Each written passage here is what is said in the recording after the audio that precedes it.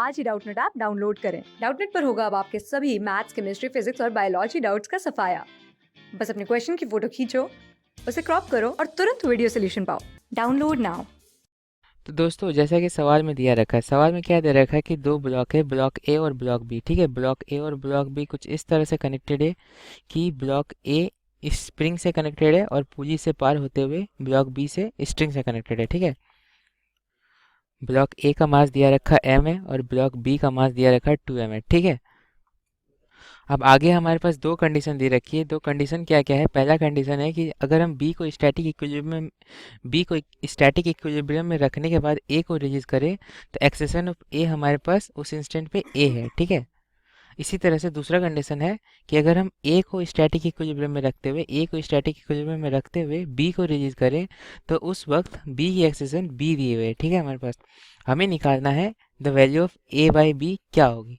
A by B क्या होगी, हमें ये वैल्यू कैलकुलेट करनी है। ठीक है, तो पहले कंडीशन पे पहले आते हैं। पहला कंडीशन क्या कह रहा है कि जब पुली से इस तरफ जो बी कनेक्टेड है वो स्टैटिक इक्विलिब्रियम में है। ठीक है, जब बी स्टैटिक इक्विलिब्रियम में है और जो ए जो स्प्रिंग से कनेक्टेड है उसको हम रिलीज करते हैं। ठीक है, ए का मास हमारा 2m है और बी का मास 2m है।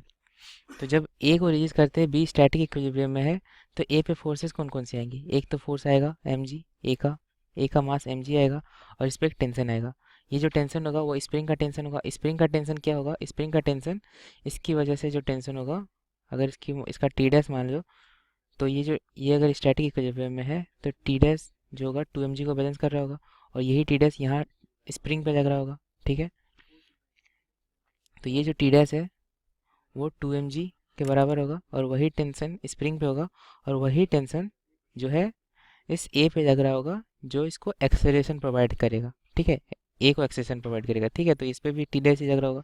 तो अगर हम ए के फोर्स को बैलेंस करने की कोशिश करें तो T dash minus M G हमारा जो आ जाएगा वो आ जाएगा एम ए के बराबर।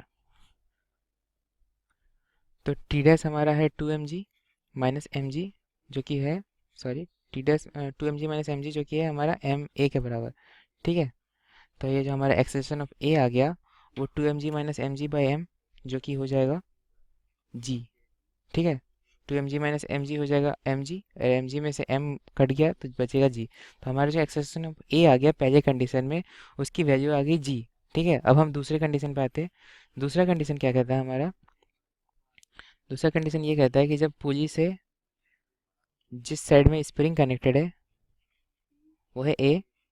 ठीक है, उसको अगर हम स्टैटिक इक्विलिब्रियम में रखें और दूसरे साइड बी को रिलीज करें। ठीक है, दूसरा साइड जो है बी, इसको अगर हम रिलीज करें तो हमारी बी की जो एक्सेशन आएगी इस कंडीशन में वो है बी। ठीक है, बी की जो एक्सेशन आई जब हम ए को स्टैटिक इक्विलिब्रियम में रख के बी को रिलीज करें तो हमारी बी की एक्सेशन बी आई। क्योंकि हमारे अब ए जो है स्टैटिक इक्विलिब्रियम में है तो ए पे जो वेट होगा एम जी वो उसको बैलेंस करेगा स्प्रिंग।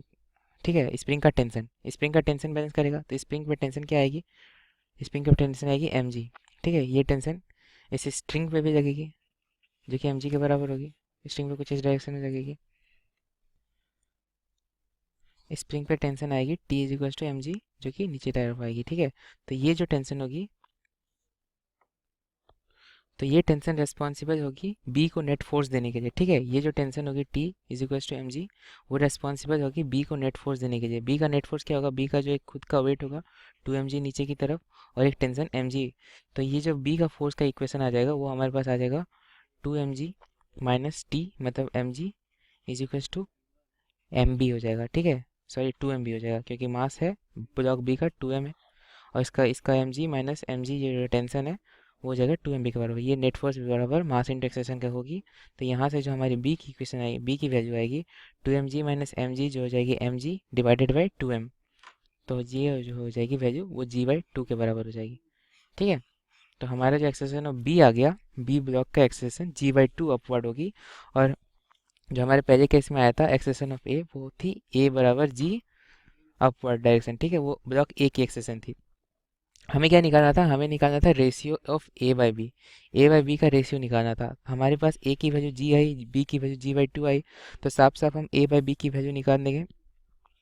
ए बाई बी की वैल्यू हमारी आएगी A by B is equals to g divided by g by two, जो कि हो जाएगी एग्जैक्टली 2 के बराबर। ठीक है, तो हमारा जो ए बाई बी का रेशियो आया वो एग्जैक्टली 2:1 या फिर 2 के बराबर आया। तो हमारा जो ऑप्शन सी है, ऑप्शन सी में 2 दिया रखा है, तो ऑप्शन सी हमारा करेक्ट होगा। ठीक है, option C is the correct answer. तो ऐसे इस तरह से ऐसे सवालों को करते हैं।